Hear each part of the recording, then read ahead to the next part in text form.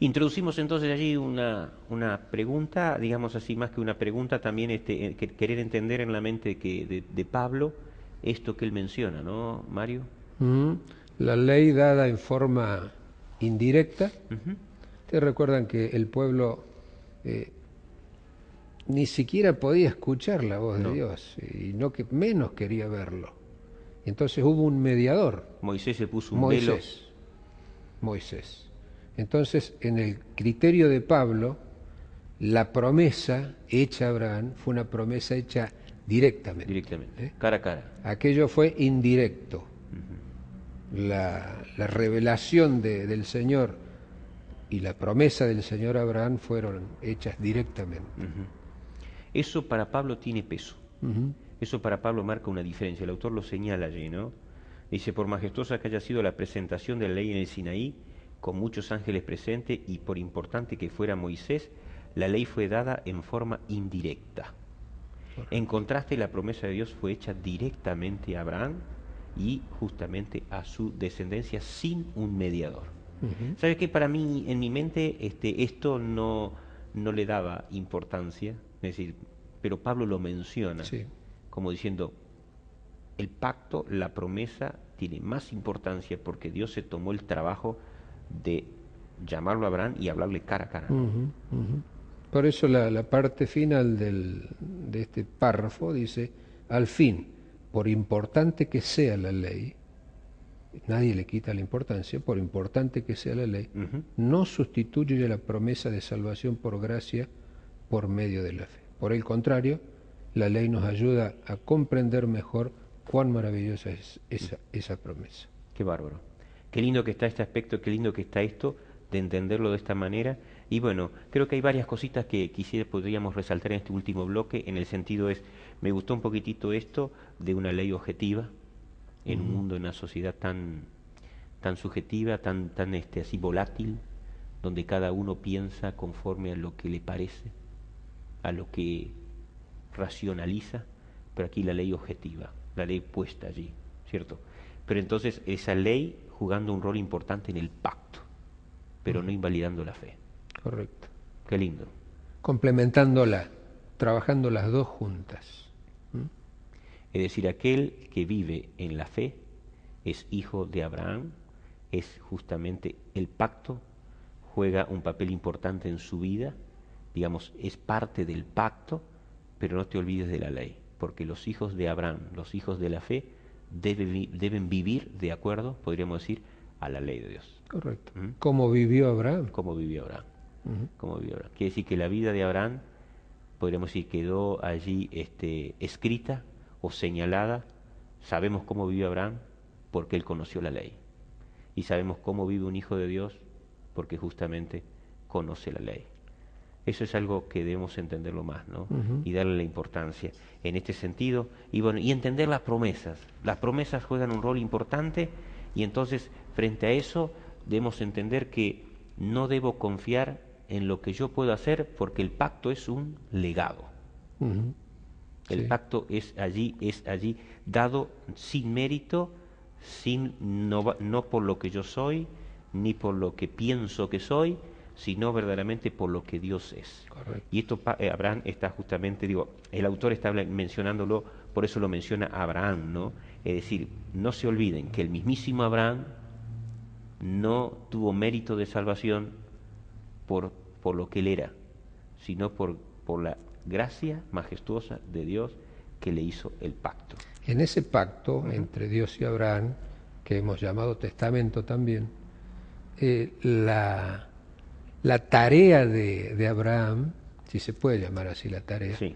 era creer en la palabra de Dios, tomarle a Dios la palabra. Ujú. Eso es lo que hizo que Abraham fuera justificado, porque creyó Abraham a Dios y le fue contado por justicia, ¿no? El autor allí en el día viernes coloca una cita, que te acuerdas que leímos un poquitito que se mencionaba, ¿no?, que la ley, allí la grandeza, ¿cierto?, de Dios presenta, ¿cierto?, la pecaminosidad del ser humano.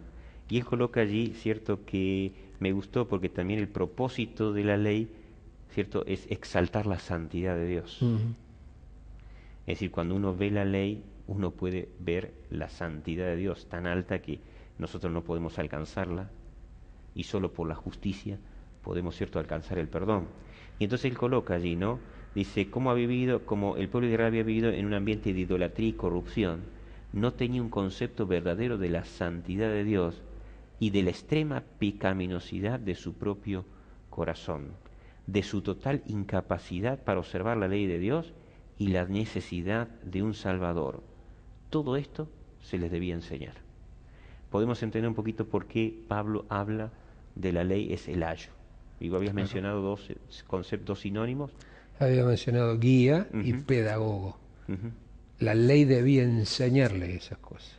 Entonces, la ley ha sido un maestro, un guía, que nos muestra nuestra verdadera situación y que a la vez nos revela a quién nos puede resolver esa situación. Exacto.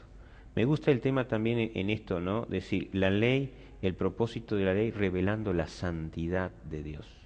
Es decir, la grandeza de Dios nosotros la evidenciamos en su santidad. Qué tremendo. Y qué lindo que nosotros podamos pedirle a Dios que Él nos ayude a que esa grandeza de Él esté en nosotros. No podemos alcanzarla por nuestros esfuerzos. Por eso ahí la promesa juega un papel fundamental. Claro. Si no viviríamos condenados, viviríamos en culpa total, continua.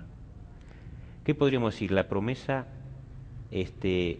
no solamente, podríamos decir la promesa complementa la ley, no.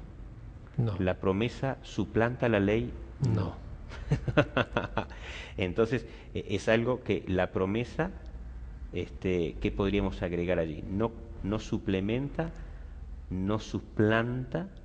La promesa permite que nosotros podamos alcanzar la santidad de la ley, podríamos decir así, la santidad de Dios. Yo podría utilizar una ilustración.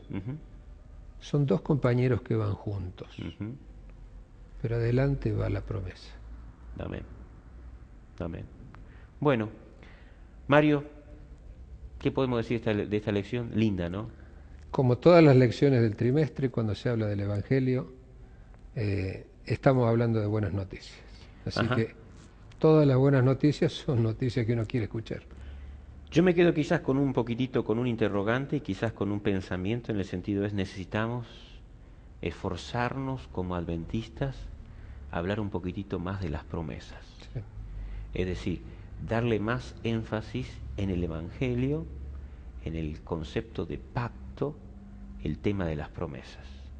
Muchas veces somos conocidos nosotros, los adventistas, sos adventista porque no comes carne de esto, porque no haces aquello, pero qué bueno que podamos ser, como mencionan, los hijos de la promesa, ¿no? Es decir, un evangelio que presentemos promesas, no tanta ley. Sí. Que presentemos y que vivamos de acuerdo a esas promesas. Entonces ahí vamos a poder encontrar el resultado de la promesa en nuestra vida, sin invalidar la ley, pero gozando del pacto. Bueno, Mario, que esa sea tu experiencia y la mía. Amén. Gracias por acompañarnos. Amén. Gracias, queridos televidentes y oyentes. Dios los bendiga. Gracias al equipo técnico. Gracias allí a Omar, Maite. Gracias a Edgardo Burnissen. Gracias a Duane Hein. Y bueno, gracias a poder contar siempre con cada programa, con distintas personas que nos acompañan.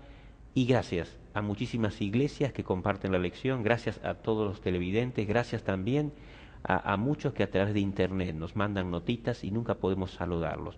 Los tenemos en cuenta, siempre nos fijamos. Dios los bendiga y nos siga acompañando en este enriquecimiento a través del estudio de la lección de Escuela Sabática.